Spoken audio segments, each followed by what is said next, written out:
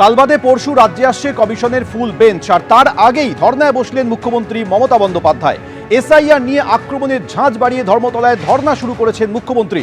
সেই সঙ্গে তিনি কমিশন এবং বিজেপিকে আক্রমণ করে বলছেন যে নির্লজ্জ বেহায়া বিজেপি, তাদের দালাল নির্বাচন কমিশন। মমতা বন্দ্যোপাধ্যায় তীব্র আক্রমণ করে আর কি বললেন শোনাব।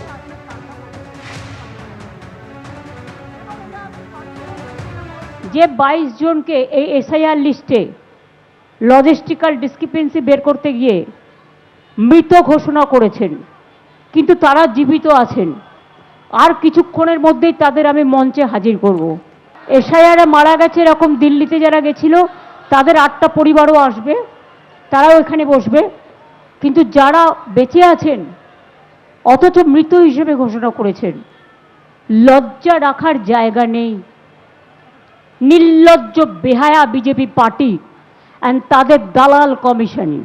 মনে রাখবেন, আমরা ইঞ্চিতে ইঞ্চিতে কাজ করি, তাই আমরা খুঁজে বের করি।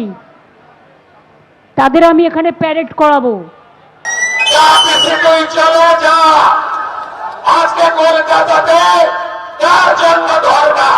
বেকার যুবকের জন্য না, শিল্পের জন্য না, কৃষকের জন্য না, নারী সুরক্ষার জন্য না, শিক্ষার জন্য না, স্বাস্থ্যের জন্য না, আরো বন্দর, আরো বিমানবন্দর, আরো রেল লাইনের জন্য নয়। মমতা ব্যানার্জি কলকাতাতে বসে আছেন ধর্নাতে বাংলাদেশি মুসলিম অনুপ্রবেশকারীদেরকে বাঁচানোর জন্য।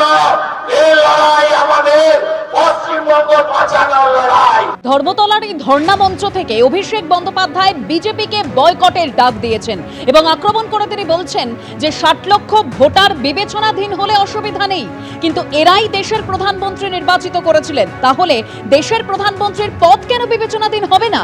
ততদিন আন্দোলনে থাকবেন মমতা বন্দ্যোপাধ্যায় যতদিন এই 60 লক্ষ মানুষ ভোটাধিকার থেকে বঞ্চিত। 2021-এ কিছু সামাজিক সংগঠন বলেছিল নো ভোট টু বিজেপি। আজকে আমরা এই মঞ্চে 10 কোটি বঙ্গবাসীকে সাক্ষী রেখে বলতে চাই, শুধু নো ভোট টু বিজেপি বলতে হবে না, এবার বয়কট বিজেপি বলতে হবে। এবার বয়কট করুন, সামাজিক বয়কট করুন। এখানে যারা বিজেপির বিধায়ক নির্বাচিত হয়েছিল আজ থেকে 5 বছর আগে, মানুষের ভোটে নির্বাচিত হওয়ার পর এরা দিল্লির তাবেদারি, কৃতদাসত্ব আর তল্পিবাহকতা করে মানুষের জলের, রাস্তার, বাড়ির টাকা আটকেছে। এবিপি আনন্দ, এগিয়ে থাকে, এগিয়ে রাখে।